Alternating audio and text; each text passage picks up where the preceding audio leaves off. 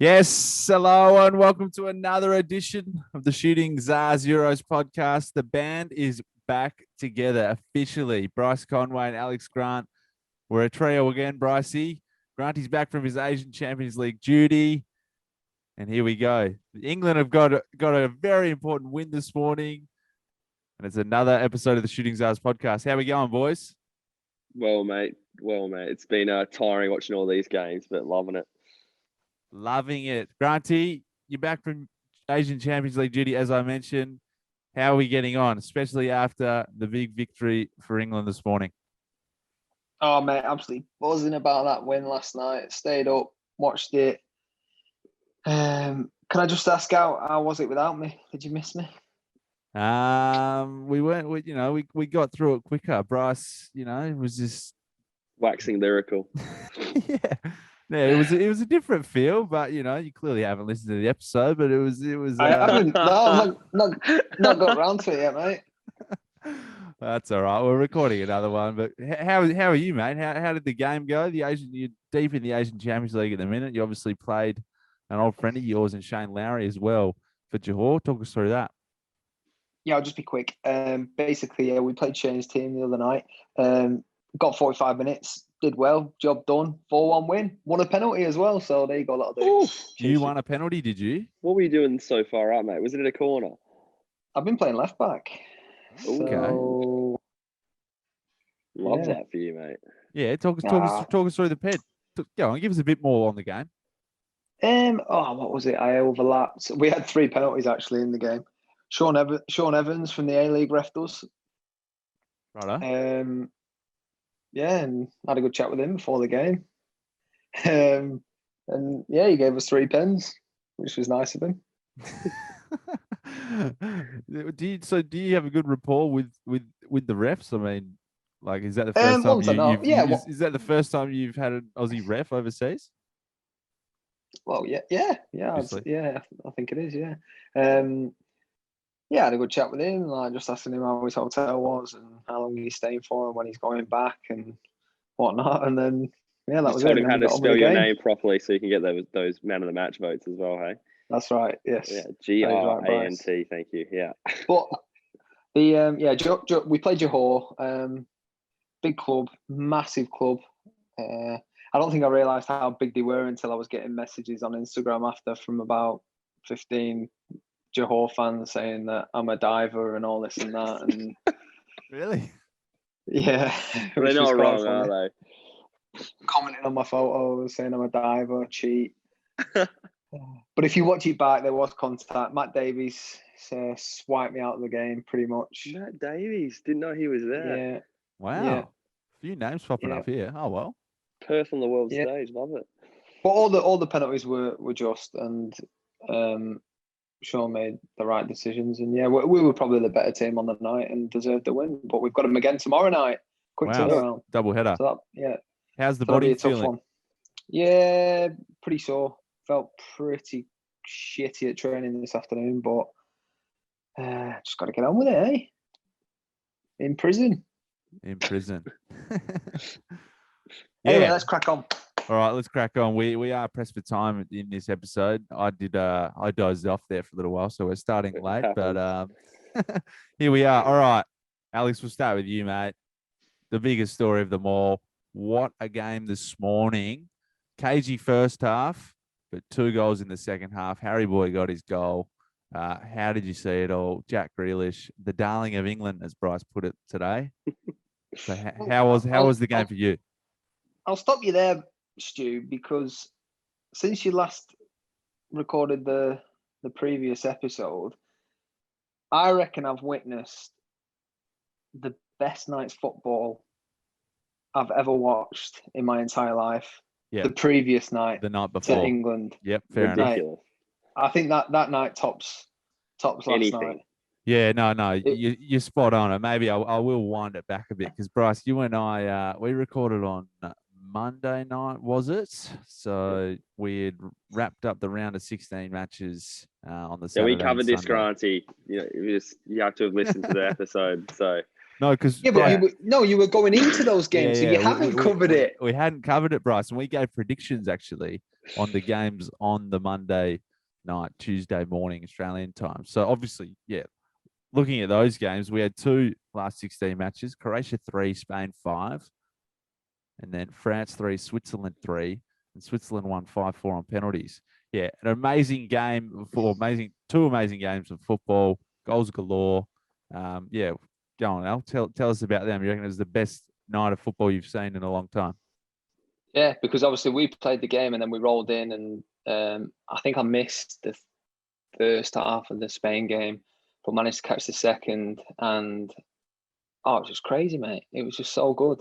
3-1 down, 85 minutes gone, 3-3, and then extra time, and then obviously Spain delivered the hammer blowing extra time, and probably it was deserved, but it was just so good to watch, a team come back like they did. Croatia stuck in there. You thought they were going to see out extra time and get to penalties, but it wasn't to be. Some poor defending from the 7. I can't remember what his name is, but he was playing right back and he looks a bit out of sorts there. And then rolling on from that, we had the Switzerland game. France beating the French. Oh, Man, they're out. fantastic. One of the Couldn't ask for favourites. anything better. I know I did tip them, didn't I? But I think on the night it was probably a fair result. I thought when Rodriguez missed the penalty to make it 2-0, I thought that was it. I thought France are going to get a goal back, which they did. And then they scored 2 more, 3-1 up. And then a bit for Mbappe, to be fair. Nah. That was great. Was it sweet to see Mbappe miss that penalty, Bryce? Did it make you smile a little bit? Not at all. I felt very sad for him, to be honest. He's still a very, very young player and one of the best in the world. And he seems to be at a bit of a precious time, especially with his career at PSG, in contention, and doesn't know what's going to happen there. So he didn't look confident stepping up for it. I think the French were arrogant throughout the game, and especially in their approach. Rabiot is a shambles. I just thought they were, again, arrogant and just didn't take the Swiss seriously enough, and they copped it in the end. And I've heard that Rabiot's mum, who was also his agent, had an altercation with I think it was Pogba's family and who else? Oh no, I think it was Pogba's. Yeah, Pogba's mum. I think maybe Griezmann's family was in there as well. But right. Yeah, so like, bizarre. Yeah, bizarre situation there. But I just thought he was a shambles. In what way though? Like shambles? How? Just was spraying the ball everywhere. I think wasn't playing well. He's defensively, I thought he was extremely poor. He had one really good strike on goal, but I just thought he was all over the shop and has been very poor throughout this tournament. France never really hit their stride in this tournament. I think a lot of people tipped them to be favourites, rightly so, with their squad. But I think Deschamps really tactically got it wrong with his formations. I think it didn't look like he got the best out of his team, obviously, with the talent he's got at his disposal. None of the attacking. I think Benzema was great. I think he'd be the shining light out of the tournament. But Benzema never hit his straps. Kante wasn't his usual self. Nothing clicked for them. And it has to be Deschamps who, the buck stops with him. Interesting, that. What did you think of Benzema's goal, Alex? The one where he sort of dragged it back with the ball was kind of behind him, and he somehow got that ball in front of him and then dinged the keeper. I think it was a tad lucky. I mean, he stuck his leg out, and it looked better than I think what it was. So do you think it wasn't? It wasn't intentional in a way. No, looking, to an extent, it was intentional because he was trying to get the ball, obviously. But I don't think. I think it just worked out a lot better than probably what he'd intended. He was probably hoping it ricochet off someone and then maybe drop to someone else's feet. But fortunately for him, it landed right in his path. I thought that what's his name, Longley, the centre back. Yep. He was the worst player for me for France. He was poor. I mean, he's nice on the ball, typical Barca centre back, can pop it around. But I thought defensively he was just weak, just looked like he wasn't in the game at all. Out of position for the first goal. Just not was good he enough. brought off at half time? On the night. He was subbed early, yeah. Was it? Yeah, there you go. Shaka. So, How about Pogba's I- goal? My days. Yeah, mate. comment on Pogba's goal. Pogba's goal, Alex. Mate, just pure technique. Crazy. So then he Mate, goes what a around, player. yeah, hero to zero there, top bins with one of the best strikes you'll ever see, then gives up the ball in midfield in that final minute for the Swiss to Yeah. then go on to score. So, Mhm. yeah, funny game. But yeah, how good are the Swiss to come back? I doubted them so heavily at the start of the tournament. They're just there to make up numbers and, bore people to death. They've been great. They play some really nice football, I think. Definitely. They How good was knock it Chaka around that really- game? Yep.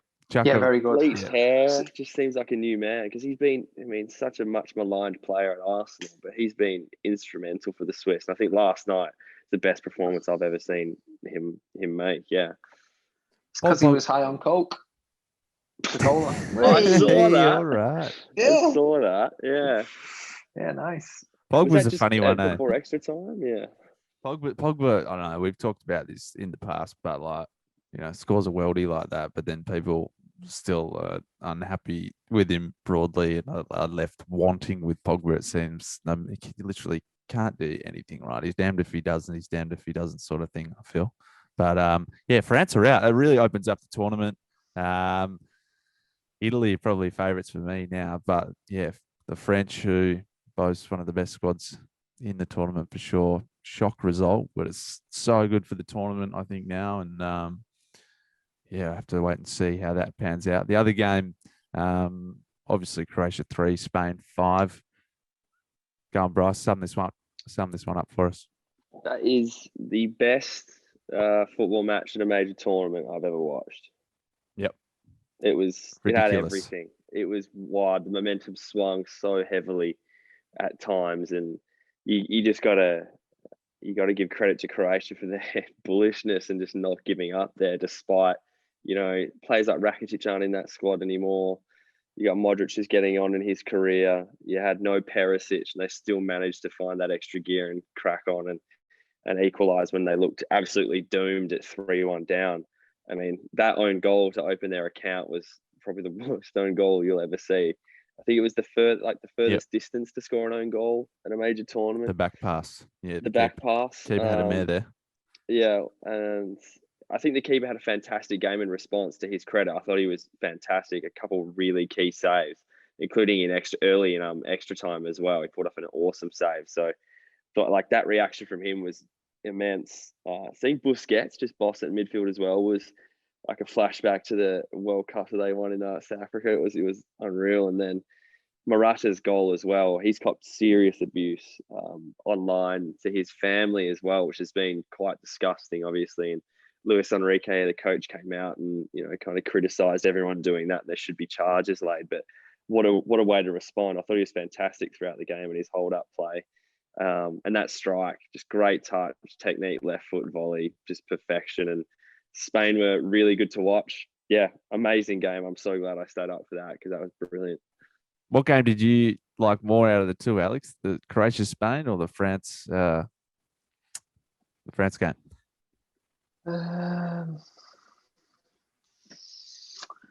I think probably the Swiss knocking the French out was a bigger scalp, I think, wasn't it? So a bigger upset. So that's probably why I enjoyed it more. Yeah. Yeah. But anyway, on to England. Yeah. What a night. Amazing game. Amazing games on Monday night, but obviously last night, European time, Tuesday, England 2, Germany 0, Sweden 1, Ukraine 2. So 2 big results there. Obviously, the Ukraine 121st minute winner, I believe it was, over Sweden to knock the Swedes out.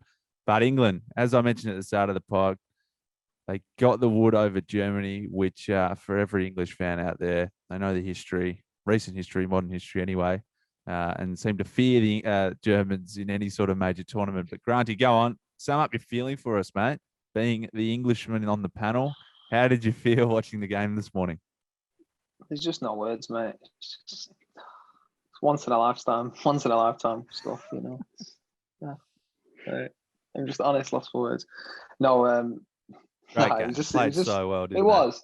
They did. I think, well, Bryce, you messaged us, didn't you, in the night?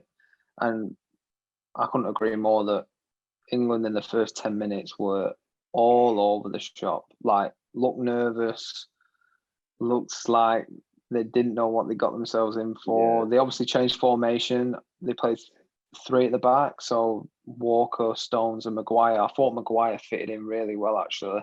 Yeah, the And I left-hand thought he had a side very- as well, which was surprising. I would have thought Stones He's would played- go to the he's played left-hand side, yeah. He's played on the left for United all season, Right. next to Lindelof. All right. And so I was expecting him to stay on the left. I still think Kyle Walker's, I'm not entirely convinced by his performances. He just, I don't know, defensively, he makes up for what he lacks in attack, I think, or his ability on the ball. Stones is the middleman because he's more the ball player. He can ping it left, ping it right, and he's top class in my eyes, John Stones. I think Jack Grealish coming on really helped give him that boost. I thought the Germans actually lined up really well and were patient defensively, looked to hit them on the count, England on the counter. And you saw in the first half, especially in that first 10 minutes when Declan Rice gave the free kick away on the edge of the box, like England were scrambling a few times, trying to control them on the counter. Werner's obviously got that threat. Do you Which reckon it should have been for Declan Rice? That one was, he seemed to be the last man. Fifth minute Luke or Shaw whatever. was, Luke Shaw, I think, was covering him. But for me, the Calvin Phillips tackle in the second half on Tony Kroos, you saw one in the Sweden game. I know they were completely different. Getting sent off, but nowhere near as bad as that one. I wouldn't have thought. Yeah, I thought that he was pretty lucky to only receive a yellow because you've seen VAR turn them over in the past, and they did literally hours later. So so I mean, but all in all, like I said, Grealish coming on, it was great to see Harry Kane get a goal. But you could just see that once they scored, it was going to open up because Germany then had to push people forward, and then England obviously getting the killer blow late on with Harry Kane was the icing on the cake. Although Muller did have a good chance 1-on-1 to level it after Sterling almost went from absolute 0 to 0, which was crazy. And of all the people you would have expected to put it away, you would have banked your money on him. And I actually really like Thomas Muller. I think he's a very good player and he's a likable character. But, yeah, for sure. I just thought that opening 10 minutes, it seemed like they weren't ready for the occasion, but it's amazing, and what I've seen so many times in this tournament, how you start is not dictating how the rest of the game pans out. It's usually, coaches usually, you have to have a fast start. We have to start with intent. But I feel like in this tournament, it's kind of gone out the window. I think the Dutch started really well, got done. Wales started really well, got done. And England started poorly. And then they came back out on top. I think they were very patient with their build-up. And I think Gareth Southgate's got a lot of credit for the way he approached this game. He didn't start with any attacking midfielders of Foden, Grealish or Mount. And he had a bit more of a defensive lineup with Declan Rice there and Calvin Phillips, rather. And he just soaked up that pressure. And when the time came, unleashed Jack Grealish to much fanfare. The crowd was, you could see the cameras and stuff were shaking when Grealish came on the pitch. Such was the applause for him. And I think he just was that spark when they needed it. Germany were, a bit tired and they thought like they should have scored by then, and they didn't. And Grealish with an absolutely fantastic cross to Harry Kane to finish the game off. But I've got to say, besides that goal, Harry Kane, it keeps happening. That was especially first half when England started to get a bit of flow going. I thought he was nowhere to be seen. So I don't know if there's a niggle or there's something going on. He just really doesn't seem himself. And that's been 3 every game now, I've noticed. Yeah, I mean, he barely touched the ball. I think he had 11 touches of the ball the whole game or something, but it touched the ball once in the first 28 minutes, or there was some crazy stats. So he wasn't involved, and that it may be. But it's good to see him score, I guess. Like, I mean, at the end of the day, that's what he'll be judged on. So scoring in a critical moment, who cares? Yeah, but it makes you wonder how he would be, what the backlash may be if he didn't score. Yeah, but true. Everyone was super stoked to obviously see him score. What did you think of the team selection, Alex? How did obviously we got the win, so Gareth Southgate's done well, but Saka on the left, it seems like the general consensus is that Southgate's picking for this game at least, kind of pick the team to combat the Germans. But yeah, how did you see the team that lined up? Yeah, look, I think one thing is we've seen throughout the tournament is that Southgate, he trusts everyone in his squad. He's got the except Sancho backing. Yeah, but you say that like I'm only Sancho, kidding. It's just because he's got no minutes. That's all. Yeah, I know, but that's it. And at the end of the day, someone's going to miss out, and it comes down to his decision. And if you look at England's bench yesterday, it's absolutely it's frightening.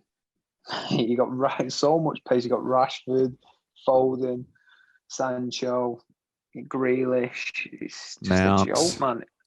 Mason Mount, James. It's honest, mate. It's ridiculous. So I think Bryce, was it you that just said that they were shaping up a bit more defensively and whatnot?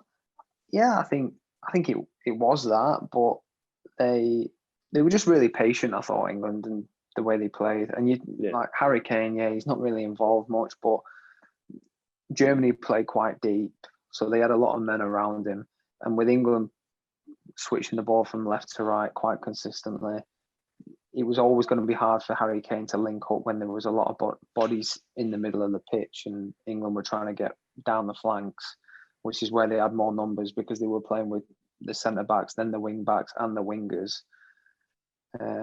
So you didn't see much penetration through the midfield line of Germany because they were so deep and there wasn't a lot of room for Harry Kane to get on the ball, which I noticed. Is he kind of like a bit of a Giroud role almost, Kane? Yeah, I think he's just trying to link up where he can, stretch them. He does a job defensively, like I've touched on in previous pods. He always sends them the right way. Tries not to let them switch the ball as often as he can, but yeah, it's tough for him because everyone's going to get on his back. Because he's not scoring lots of goals, but like you said, he's been given. I think it is. I think it is, and people have just got to look past it rather than get worked up about how he's not scoring all these other goals. Because at the end of the day, they're winning all the games by one, and they've not conceded a goal. Yeah, what is it? I think it's 9 games in a row, 8 or 9 games in a row. England haven't conceded now, which is like insane. Yeah. They haven't conceded a goal all tournament. 3 wins and a draw now. So. Quick word on Jordan Pickford, Bryce. I thought he played super commanding in the box. Everything he came for, he got. Seemed to be great communication between him and the centre backs for sure. But how have you seen him? Yeah, I just think he's a bit of a.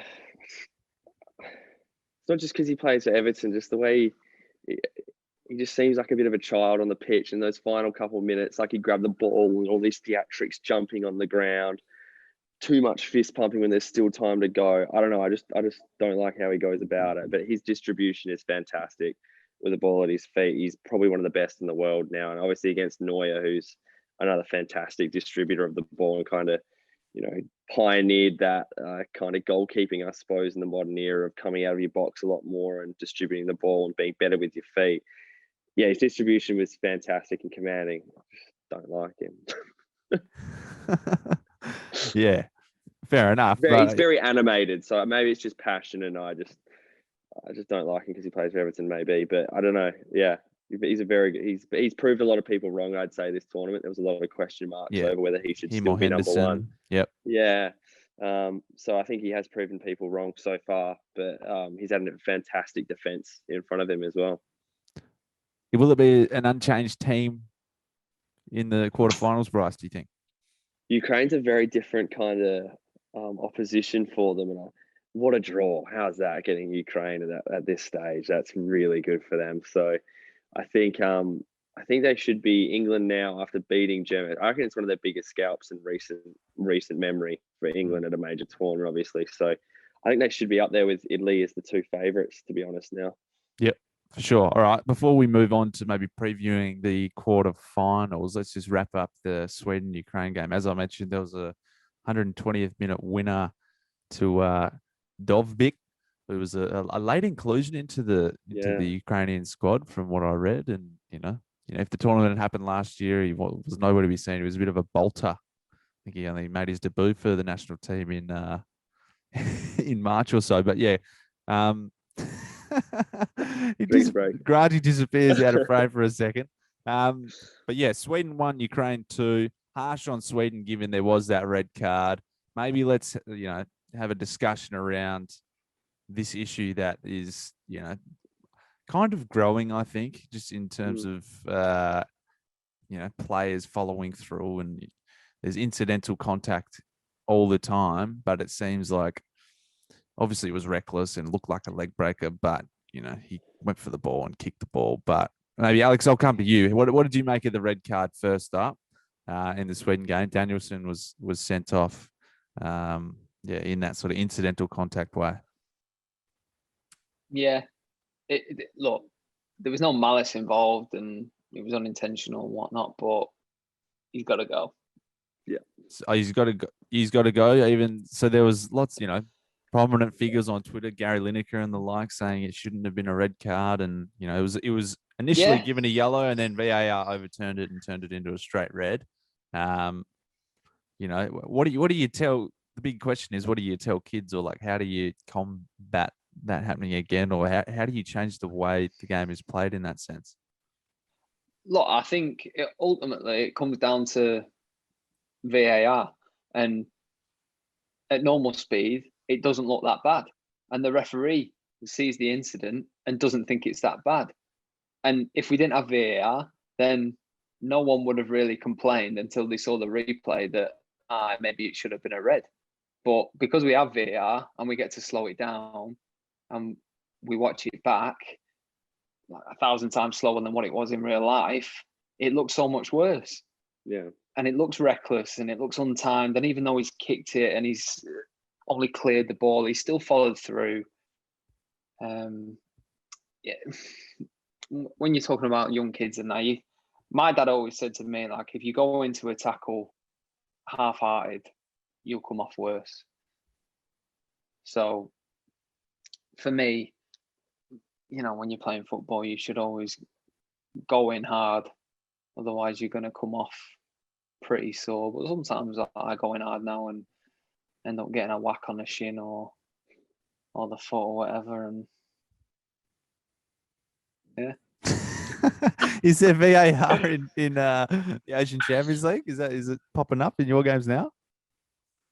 No, the VAR isn't. Although there was an incident the other night. One of the foreign lads, Mario, he got in behind the defence and had a shot on goal, missed, and their defender came sliding in and caught his ankle. And I thought he broke his leg, to be honest with you. And the referee didn't pick it, and it was the linesman who said, he caught him after the ball had been played, and then they went back and gave the penalty. So if they had gone to VAR, I don't know whether they would have given it, but the linesman thought it was, and that's the decision that went ahead. All right, Bryce, what do you reckon?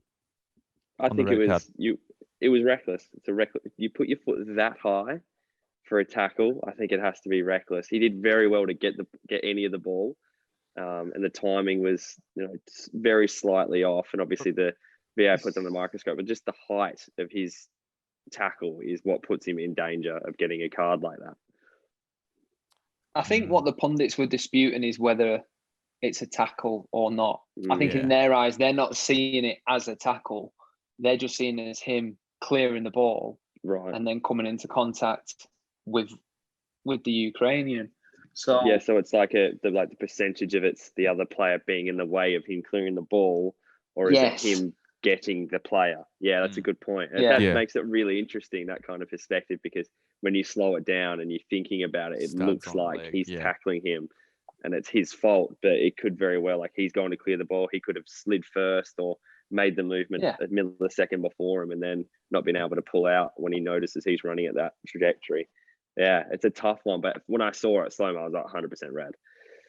Yeah, obviously, and I agree. In slow-mo, it looks terrible, but it's just, I don't know, because it wasn't a tackle, right? It wasn't a 50-50 ball, or it was, but he clearly got there beforehand, and it was sort of, he just kicked the ball at the end of the day. But there's no perfect rule, and I guess they're harsh because you don't want leg breakers, and that had a leg breaker action with sort of how it bent the knee in the opposite direction. So that was the game changer. Sweden, that red card happened in the 99th minute, so it happened in extra time, and then as I mentioned, Ukraine went on to get the winner. Andrei Shevchenko, Bryce, he's guided his home nation to the last 8 of a major tournament, which is quite amazing, isn't it? It's phenomenal. And just hearing his name again, it's just like, wow, what a legend he was when we were growing up.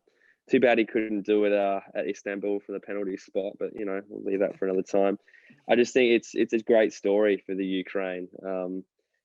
Obviously, don't have the same resources at their disposal as other countries. So Sweden, another one who kind of probably have done really well this tournament and exceeded expectations. So I think that was a good matchup for those two. I think Sweden had plenty of chances as well. Forsberg hit the crossbar, and he scored as well with another deflection. I think he's been phenomenal this tournament. So interesting to see if he gets a bigger move away from Leipzig. I think they're a big club already, so maybe it suits him. But he's been one of the standout players in the tournament so far, I'd say.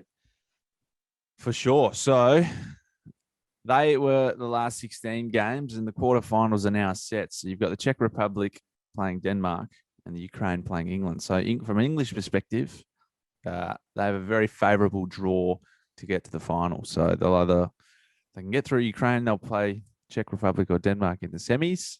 So those games are coming up on Sunday morning Australian time, Saturday night over there in Europe, and on Friday night European time, Saturday morning Aussie time, we've got Switzerland v Spain, and the game of the upcoming the game of the best, or the best game of the next 4 is Belgium v Italy, and Italy look like the favourites now, I would say. Is that fair to say, Bryce? Yeah, I think obviously they've got a tougher draw coming up against Belgium, but if you look at the draw like that, you'd say now England should be the favourites, but Italy on form and how they've been playing have been fantastic. So, yeah, I think with Hazard, doesn't look like he can make it. They were saying he needs 10 days. De Bruyne is out as well. And De Bruyne is out. That's 2 of their best players, and 2 of the best players in the world. Take that out of any squad, and the team's going to struggle. So, hopefully Thorgan Hazard, Eden's brother, can step up again for him on the stage after scoring the round of 16. But yeah, I just think it's so great having such a diverse set of teams at this stage of the competition, like Czech Republic, Denmark, Ukraine, Switzerland as well. It's a lot of countries that are the lesser of the traditional European hierarchy. So it just makes it really interesting. I think it's very open, and we could see a major upset in this tournament. What about you, Alex? How do you reckon that side of the draw will play out? Switzerland v Spain, Belgium v Italy. It's definitely the harder side of the draw when you include Belgium and Italy. But even on the other side, you're saying that England are favourites. Yeah, they probably are. But Ukraine are going to be no pushovers. And look how well Denmark have performed this tournament after everything that's happened. Yeah. So yeah, and the Swiss, they beat the French, play some lovely, attractive football. So honestly, Stu, I don't know who's going to win it. I think it's England's best chance, without a doubt. It is the best chance. Once they get past Ukraine, they can definitely go on. But whoever they meet in the final, it is going to make for one hell of a game. There's no doubt about it. And I think Italy will see off Belgium. I've just got a funny feeling. Don't hold me to that. But yeah, I just think they are a lot stronger, especially defensively. And with, like you said, De Bruyne being out, is Big Rom going to step up and bag a few? And the way this tournament's going, we say all this, and then it's Belgium could just bop them, and then we just go back to square one for us. I feel like the tournament's kind of going that way. If you looked at the round of 16, it seemed quite straightforward and who should win, and it really hasn't panned out that way. So I think it's so unpredictable, but that makes for fantastic viewing. I think also, I'll be honest with you, I don't know whether you guys agree. Obviously, there's more games and whatnot, but I don't agree with the third place teams getting through. I just think There's What, four teams in a group. the top 4 out of the 6 groups. That rule. You don't like that rule? The best third place teams. Yeah. What kind of a rule is that? I mean, Czech Republic are still in it. Who else finished third? Did Switzerland finish third, or were they second? I can't remember. But for a team to still be in the competition in the quarterfinal stage after finishing third in the group, but has it made it? I feel like I'd argue it's made it a very exciting tournament overall. I know it's probably not ethically from a footballing standpoint, it can be, but as a viewer, I think it's really added to the competition because we get into this stage and there's teams that you would have written off or not thought about anymore, and they're making a splash, and it's made it really interesting. So I guess there's 2 sides to that. Yeah, but that's it. If Czech Republic go on to win it, have they been the best team at the tournament? Yeah, you probably not. But they're the European champions, so yeah. I don't think they will win it, but I think it's just been a bit easy, and for whatever reasons, just to include more games, or I don't know. Money.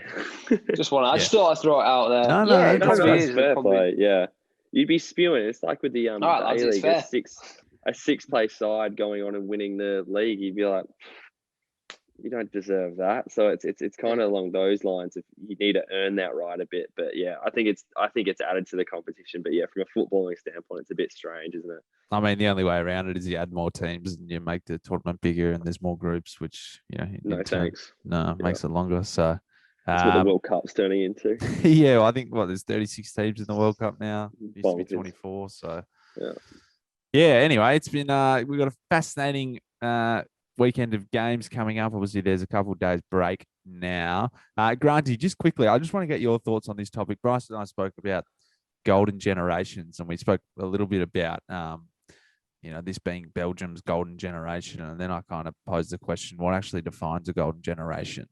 Obviously, in Belgium right now, so this is the defining moment potentially for this Belgium team, getting towards the end of one of their sort of last chances to cap all their talent. And as we mentioned, they're coming up against Italy. But what do you think sort of defines a golden generation in that sense? Is it a collection? Is it just simply a collection of the world's best players at one time, or is it, a breakout? Like Australia had a golden generation, as I mentioned. England have had a golden generation 15 years ago, despite having good players the whole time. But yeah, how do you sort of approach that? What do you think defines a golden generation?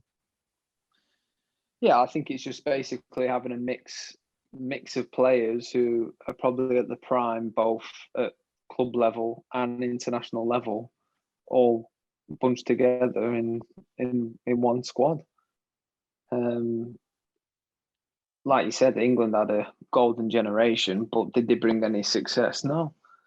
So you call it a golden generation, but it doesn't necessarily mean that they're a good team, because the English teams who had great names on paper couldn't gel and couldn't get the job done. But then you've got the likes of Italy in 2006 who had a golden generation there, and Germany, Spain, they've probably all been through it. I think that's all it is. I think teams just go circulate players and teams lose form. And do you think it's used too much, Grantie? I think it is a bit. If you win a World Cup or you win a Euros tournaments, you're obviously a golden generation because you've made the most of your chance at that time. Yeah, I think you're probably right, Bryce, to be honest with you. I think it probably is thrown about too much. And all right, they were a good team, whoever it is who wins it, but should you be highlighting them as the best ever, or for that country? Who's to say? I think in England's circumstance, you can't really label anyone as the golden generation until they win something. Yeah, but they still do, because of the players that they had on the park. But yeah, like France, they've got great squad. I think nowadays, all the squads are pretty good. Even like looking at Denmark's team, the squad, every single player in that team plays at a top club in Europe. Yeah. The same with the Swedes, everyone else, the Swiss, the same. They've all got top players, mate, and I don't think anyone in the competition is weak. Besides Turkey. It's definitely it's definitely a hard one to answer for you, Stu. I don't know what led you to start talking about that, but No, we were just talking about the Belgian game, and then I don't know. I just had the thought before we started recording about, okay, well, this is they've been widely referred to as the golden generation. So what actually is the golden generation? Is it just because they all have great players now for the first time ever? So that was kind of the main school of thought. Bunch of superstars. I honestly think probably now it will probably get referred to as to the teams who do bring success, because most countries now are generating so much youth and talent that I don't think the squads in any country are really going to be that weak. They're always producing good players. All right, there will be years when they don't do as well as other years, but all in all, look at England now. Like now they've got Southgate in every single year. They're bringing new players on board, young players through. Yeah, and bringing and the other top losing countries seem to players be as doing well. the same. Yeah, and players dropping out. So I think that's all it is. I think some countries master reproducing players, like Spain and Germany, who've notorious for bringing players through in the past, and I think England have slowly adopted that. So I think that definitely. You look at their squad and how young some of their key players are now. I feel like it wasn't the case in the past. I mean, besides Wayne Rooney was obviously an outlier there and always being that young star for them going up, especially at his first tournament. There used to be a lot of more seasoned veterans in the team. You had to have really proven yourself for years in the Premier League in order to get a look into the England side. But now I feel like Southgate changed a bit. He's got a much more open mind to those younger players coming through. And I think it'll just pay dividends for them in the future, because once they become, experienced on the international circuit, when they get to a major tournament together, this group would have spent a lot of time together. I think the future is really bright for English football. Yep, couldn't agree more. Fascinating topic anyway. Maybe it's just a big hyped up media term, but who knows? Just got me thinking. All right. Not as good as Bolter, Stu. That's Fox Sports right there. Olympics Bolter. AFL Bolter. Actually, do you know what I did yesterday? I listened back to our first ever episode of the Shooting Stars podcast. I listened back to the episode 1, season 1, but we were talking about bolters back then, even in reference to the Australian soccer, the Socceroo squad for the World Cup. But anyway, I thought I'd reuse the term. All right, boys, let's leave the Euros chat there. We're a little bit time pressed. It is midnight here. Just quickly, big stories in the Premier League. Tottenham are closing in on appointing Nuno Espirito Santo. That's a thing. Rafa Benitez, Everton, it's on, boys. And he's not. So you got death threats. Yes, and that's the thing, and it's not going down well with people in that area. So that's one to watch. And maybe, I'm surprised by this, but Patrick Vieira has been appointed manager of Crystal Palace. I don't know if you guys saw that. I did not. That is very surprising. Very surprising. Fernandinho signed on at Man City again. Villa are chasing Emil Smith-Rowe, but I think the big one is just Rafa Benitez to Liverpool. To Everton. Sorry, back in Liverpool. It'll be fascinating to see. I saw interviews with Everton fans, and they're obviously not stoked about it. But if you're Rafa and you see that, you got enough money. You know you can get a job somewhere else. Why put your family through that? Yeah, it's really interesting. I'd be surprised on a personal level if he would take that job, considering how do you feel about and what he's being achieved. a Liverpool fan? He's been an amazing ambassador for Liverpool. He helped a lot with Hillsborough and donating a lot of money. He's extremely well loved at Liverpool, obviously, for what he achieved on the pitch with the Istanbul FA Cup. But I'd have nothing against him if he helped out Everton. They need all the bloody help they can get. They need a winner who's won things at their football club. So I think it'd be a great appointment for them. Perhaps, I don't know if he's been out of the game too long to make a real impact, but he's a fantastic manager. It'll be a big coup for them. But why would you, if you're Rafa? Why would you do it? Why of all clubs? The love of the game, Bryce. Yeah, but you can do that anywhere. He could pick a lot more teams that would pick him up as gaffer. I just think Everton, if you get death threats like that to your family, it just feels like such an odd one to do. But I don't know. Maybe I'm being too naive in how cutthroat and how intense it is over there. You got to expect that wherever you go, and he'll cop on the chin and crack on. But it just seemed odd. Any final comments, Alex?